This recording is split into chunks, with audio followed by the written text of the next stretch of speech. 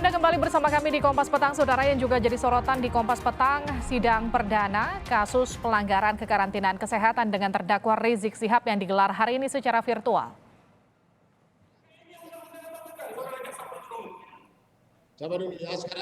Rizik protes karena meminta dihadirkan di ruang sidang, tidak secara online, hingga akhirnya meninggalkan ruang sidang.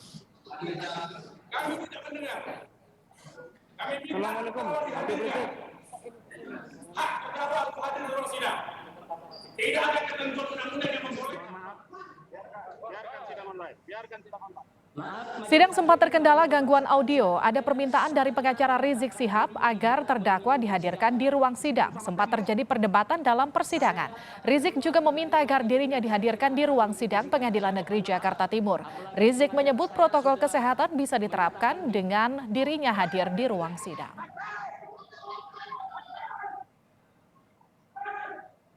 Tanpa tekanan bahwa saya Hakim sempat menunda sidang Rizik hingga 19 Maret, namun setelah kendala teknis diperbaiki, sidang kembali dilanjutkan. Namun Rizik tetap diminta dihadirkan di ruang sidang tidak secara virtual. Pengacara dan Rizik akhirnya walk out dan memutuskan tidak mengikuti sidang secara virtual. Namun hakim menegaskan terdakwa tidak boleh meninggalkan persidangan tanpa izin. suara jaksa terdengar, suara Sekarang coba dulu ya, sekarang penuntut umum coba sapa Habib, bisa kedengaran nggak suaranya di sana? Ya. Kami tidak mendengar. Assalamualaikum. Saudara, membahas sidang perdana Rizik Syihab sudah ada narasumber kami. Ini adalah pengacara Rizik Syihab, Aziz Yanuar, dan juga advokat senior Henry Yosodiningrat. Selamat sore, selamat petang Bapak-Bapak. Selamat sore. Saya ke Pak Aziz dulu. Jadi kenapa tadi bisa tiba-tiba walk out?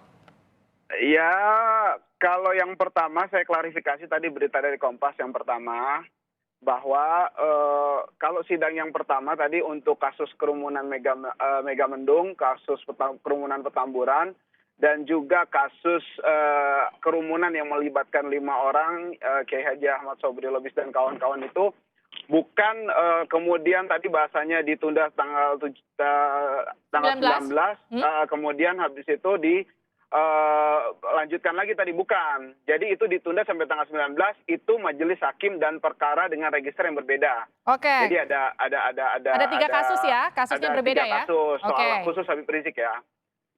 Seperti itu. Jadi saya mau luruskan dulu yang tadi. Jadi yang kedua, yang Rumah Sakit Umila ini tadi yang sempat ada perdebatan sedikit ya terkait masalah online-nya ini tadi, itu yang di kasus Rumah Sakit Umi dengan Habib Hanif dan juga Dr. Andi Tatat.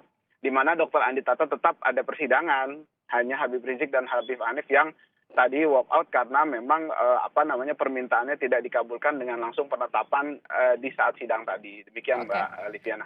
Pak Aziz, tapi kan ketika tadi Anda katakan sidang dengan materi dan juga kasus yang berbeda begitu di sidang pertama dan juga sidang kedua. Ketika sidang pertama bisa dilakukan secara virtual, kenapa sidang kedua kemudian mendesak untuk datang? Bukan, sidang pertama itu bukan dilakukan virtual. Sidang pertama itu juga kami meminta pihak kuasa hukum untuk dapat dihadirkan Habib Rizik, dan juga Habib Rizik dan kawan-kawan juga meminta dihadirkan.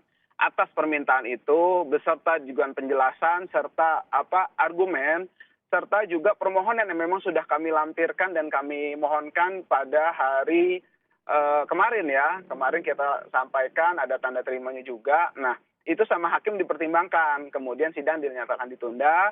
Plus juga tadi ada beberapa kendala teknis. Seperti itu. Nah, akhirnya ditunda sampai Jumat untuk mempertimbangkan permohonan dari Habib Rizik dan juga kuasa hukum tadi. Seperti itu. Jadi berbeda tadi penjelasannya. Jadi ini walk out karena kendala teknis atau karena memang betul-betul tidak ingin melakukan sidang secara virtual? Yang kedua, tidak ingin sidang virtual karena hakim langsung menetapkan tadi. Kalau yang kedua, kasus Rumah Sakit Umi. Jadi alasannya memang walk out karena tidak ingin sidang secara virtual. Saya ke Bung Henry. Bung Henry, bukankah sudah ada aturan dari Mahkamah Agung yang memang di tengah pandemi seperti sekarang kita akan melakukan sidang secara virtual. Tapi ketika terdakwa keberatan, apa yang menjadi jalan tengah seharusnya? Pendapat Anda? Oke, sidang virtual itu dasar hukumnya peraturan Mahkamah Agung Republik Indonesia nomor 4 tahun 2020. Di dalam pasal 1 ayat 5, di situ disebutkan bahwa sidang pengadilan itu, ruang sidang pengadilan itu bisa di rutan, bisa di kejaksaan dan sebagainya. Yang menentukan sidang di mana itu pengadilan, bukan terdakwa. Ya. Kemudian dasar dikeluarkannya peraturan Mahkamah Agung nomor 4 tahun 2020. Itu adalah azas hukum salus populis suprema leg esto. Artinya keselamatan rakyat di atas segalanya. Itu dasar yang mendasari peraturan Mahkamah Agung itu. Nah, sikap walkout, saya melihat barusan sekilas tentang suasana sidang menjadi suasana yang kayak menuding-nuding dan sebagainya. Saya melihat itu contempt of court yang dilakukan oleh Saudara Rizik Syihab dan juga dilakukan oleh rekan-rekan saya advokat. Semestinya salah seorang dari advokat itu keluar ruang sidang untuk memberikan pemahaman kepada kliennya. Karena advokat itu adalah profesi officium nobile. Profesi advokat itu adalah profesi penegak hukum, profesi yang bermartabat. Artinya di dalam menjalankan profesi, kita harus bermartabat, harus secara elegan, keluar salah satu memberikan pemahaman kepada klien, bukan ikut walk out. Bahwa persidangan ini adalah persidangan yang sah.